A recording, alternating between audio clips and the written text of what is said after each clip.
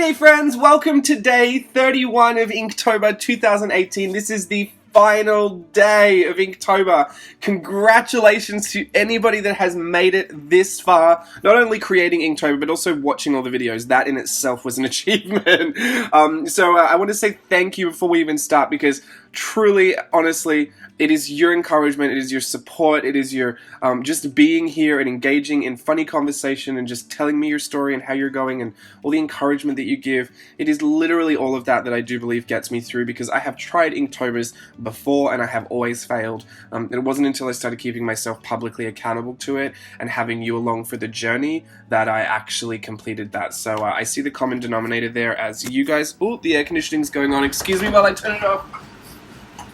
I can't have that on because it is, I think it sounds really loud. Actually, I've never checked how loud that sounds. I'll check it in this video. Sorry if that just sounded like a jet engine. It sounds super loud in the house, but I'm just gonna have to roast for a second.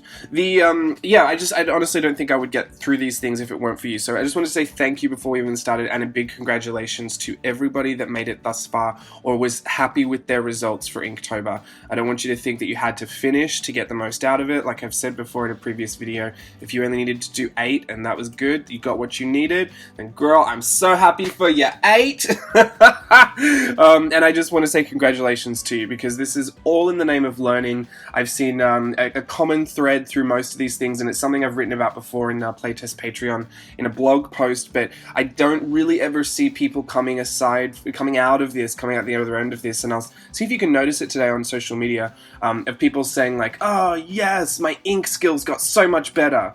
It's never really that. It's usually people saying, I made it, or like, I did it, or, you know, I thought I wouldn't, but I did, and this idea of, you know, like, it didn't have to be perfect, but I got through it, and like, I didn't love all of them, but at least I did it. Like, there's that kind of a sense of a wrap-up for most people, and I think that's a really interesting thought and idea, because it kind of illuminates to me why people do this in the first place, and why it is important for some people to finish Inktober, and how all of what you're going to get out of it is completely different. I think the assumption is it's going to help you draw better, it's going to help you ink better, you're going to be better at illustrating. Totally, that is probably the obvious benefit to doing it, but depending on where you are at in your creative journey, or what, you know, even if creativity is your business, there are other practical applications for doing something like Inktober or a monthly challenge. It does stretch your imagination a lot, especially if you're working with a prompts list. It really does activate that childlike state of curiosity about how things can come together, which is a very important tool to keep as an adult, because it is typically the first thing we kind of abandon when we grow up, and there's a big benefit to having a childlike sense of wonder about a lot of stuff. I don't think that, you know, beyond just it keeping you, you know, out of the world's problems for the most part, you tend to have a bit of a lighter approach to life and be a bit more carefree. I do think that, you know, kids have some amazing ideas. We always think that they're kind of bizarre and a little bit weird, but you know, kids are so much more free thinking than we are as adults, and we were once those kids, so we still have access to that part of our brain. We just have to find where it is and exercise it. It kind of gets lazy over time. It gets a little couch potato-y. So I think that these kind of prompts lists really force you to get outside of that a little bit, and really kind of, you know, slap that imagination across the side of its head and wake up a little bit and get into practice. So I think that's a good thing. I think one of the biggest things that I take away from Inktober is the sense of accomplishment and achievement. Now, I'm a little different, because and I'm probably not different to a lot of people. There might be a lot of people that do feel like this, but it's not something that I feel like people generally want to admit about themselves. But I have a bit of a complex with achievement. I feel like I have to do it. And I will sacrifice some kind of important things to be able to achieve a certain goal, and I get horse blinders on. I'm almost like very laser focused on what I need to do. I can't see anything outside of that, and it can be, I'm not going to say dangerous, I don't do anything dangerous, but it can be quite a difficult way to be sometimes. You know, it does take a bit of a personal toll on things like my physical health. If I have chosen to do 3 or 4 projects that take up literally, you know, 14 hours of my day, I don't have time to go to the gym, and I don't prioritize eating well, and suddenly I'm putting on weight, and you'll see in the Patreon video today. My face is in the video. It's quite horrendous. But you know what I mean. Like I have a bit of a complex about achievement, and I don't know what it is. I'm petrified at the thought that I'd fail at something, and you know, failing relatively. I don't want to say failing as in like, oh, I'm just always so scared I'm going to fail. I'm not. Some things I'm totally fine to stumble at, and some things I'm totally fine to fail at, but I need to know that I've done everything I humanly possibly could before I start to see some of those wheels falling apart.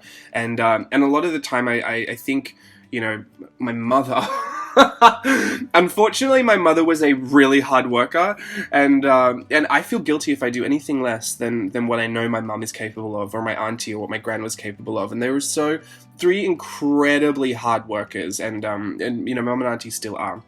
And Gran is in heaven, and I'm sure she's working very hard there too. Or perhaps just taking her well-earned break. But, you know, being surrounded by these three people that were so motivated and so driven to get the most out of everything life had to offer, it's one of those things that I think I'm just kind of genetically hardwired to do everything I can, and it is a lot. Like, I don't see a problem with working 14, 16 hour days. Like that doesn't seem like a problem to me. I know it's not sustainable long term, but I can say to myself, well, do it for 3 months then. See if you can do it for 3 months, and I'll do it, and I'll see if I can do it. And it becomes exhausting, and like I said, other things take a toll. So I really have to, you know, not find the perfect balance, because I think when you're a business owner, there isn't really a great balance. We can strive towards it, definitely, but I don't think there is a great one. Not in the early stages anyway, not when you're trying to grow. It's always kind of a hard grind uphill. But I think, yeah, it's one of those really interesting topics for me, because doing Inktober, it's like I don't know, I want to say it's a double-edged sword, because I find it so rewarding to finish it, because I feel an incredible sense of achievement. And especially doing, you know, the videos and having the posts on Instagram, and then, you know, even this year tackling more Whimsy Ween content than I did last year, I believe, and also doing the hashtag Little Raven Inktober. I essentially did 2 Inktobers this year. I just didn't film the second one. So you know what I mean? I'm pushing myself because I want to see what I am capable of. And when I sat back and looked at everything I had created in the month of October, it was kind of ridiculous. And I thought, like, oh, have I compromised quality here? Is half of this really, really garbage that I would never actually use? And it wasn't. I was really happy with, you know, 80-90% of the stuff that I'd come up with this month. And so for me, that sense of achievement, that sense of accomplishment is like fuel for the fire of me moving forward and trying new things. And it also breeds this confidence in my ability, which is a really fantastic thing to do when you work for yourself, because you know, you're the only person that's really going to need to believe in yourself.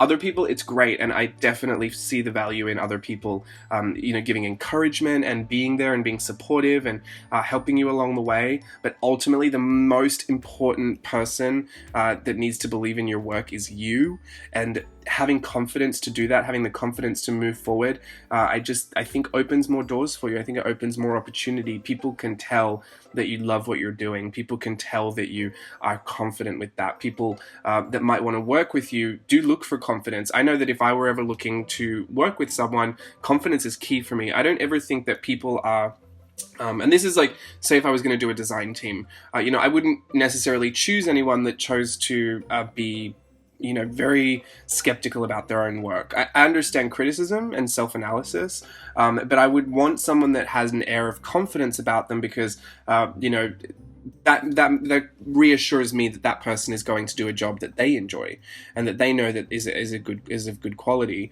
And it's really, where was I going with that? I've completely lost my train of thought. Oh, I mean, there's an air of confidence about that, and I think it does open more opportunities for you, because people are going to look for confidence, you know, say if they want to hire you to do a project. Essentially, as I'm creating all of these daisy pieces, I'm putting together a children's book, right? So I've just illustrated a children's book in a month. Now, I don't know how long it takes people to illustrate a children's book. I don't know if any of these pieces would be interesting to publishers for a children's book. I think there are a lot lot of styles going on. I mean, it looked different every day, so I'd feel confident enough that if I chose one of these styles, I could commit a whole book to it. But, you know, I wouldn't have known any of that had I not done this challenge. And now I do know that if someone does come up to me and say, hey, I've got a project I need you to work on, or like, I've got a project, can you help me out with it? I'll know exactly where I stand with this stuff. If I've got a friend, I do know people. I know this one girl that does write children's books, and you know, this, I think maybe our conversation that I had with her before Inktober started was kind of, maybe that was the conversation that sparked all of this off. She had mentioned children's book illustration because she was looking through some of my journals and noticed all the texture, and she said, "Oh, stuff like this is really great for the books that she writes." And I was like, "Oh, wow! I didn't know you wrote books." You know, this is not like a really close friend. This is just someone that I know through Steve. And so, we were talking about children's books, and it was one of those things that I remembered back early in the day when another friend had said that I should seek representation and try and get a manager, and that they could manage all this freelance work so that I wasn't feeling like I had no money coming in from being an illustrator or a creative. And it's honestly, that was something I looked into for like 30 minutes and then gave up on. It just didn't seem like there was anyone totally reputable, and it all seemed like a lot of art licensing, which I'm not really here for. Art licensing is what it is. It's just not for me. It's not my journey. But yeah, so pardon me. The idea that I could finish this whole book in a month.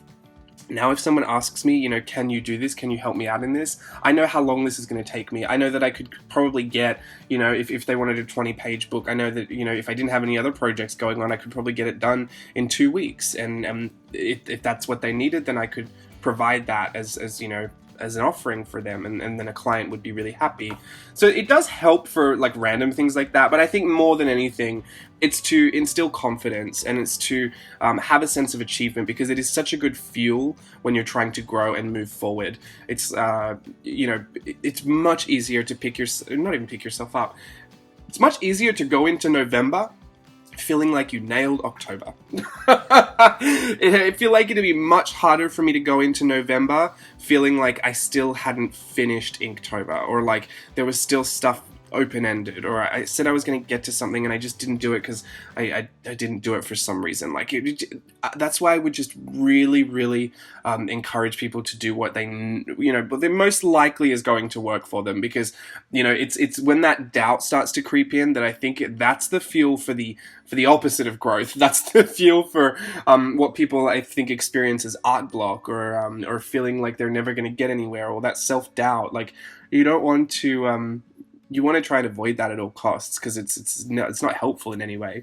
And so, yeah, I think if you don't, it's just notice how people present themselves today, if you can. If you see people that finished it, and notice what they're saying, and I think you won't find that they're actually celebrating ink today. I think you're going to find that they're celebrating this sense of accomplishment and achievement, and that's because as humans, that makes us feel good. That makes us feel like we're doing the right thing, to have achieved something that was difficult, that, you know, not everyone gets to achieve, not everyone makes it to the end, not everyone gets everything out of it. That makes us feel really good when we do, because we feel like we've hit a milestone of some sort. And it's, you know, you can take the confidence of working with ink into November, but I think more than anything, you're going to take all those good feelings you feel about yourself today into November, and feel a lot more positive about doing this again. Believe me, nothing made me want to try Inktober less than having failed it the previous year. Last year I tried it, and we did it, and I was so excited and so happy. This year, it wasn't even a question in my mind. I was going to do it and finish it. It was just, how did I want to go about that? And that might be delusional confidence, because I guess, you know, something terrible could have happened, but thankfully it didn't, thank goodness. But yeah, no, I think it's that kind of confidence that you can't get any other way than actually doing it, and actually completing and finishing what you set out to do. So I hope that you had a fantastic time today. I hope that you had celebrated yourself in whatever way you need to celebrate yourself. If you're upset because you haven't finished and you really want to, just throw some ink on 12 pages and call it a day. By technicality, you can slide through. I do believe that. Remember, all the rules are there just because they're there. You don't have to do anything with them. Hope you had a fantastic time. I'm going to leave you with that. I'll be back for a book reading and flip very soon. Check out the Patreon recap video today. Until the next time, thanks for watching. Bye.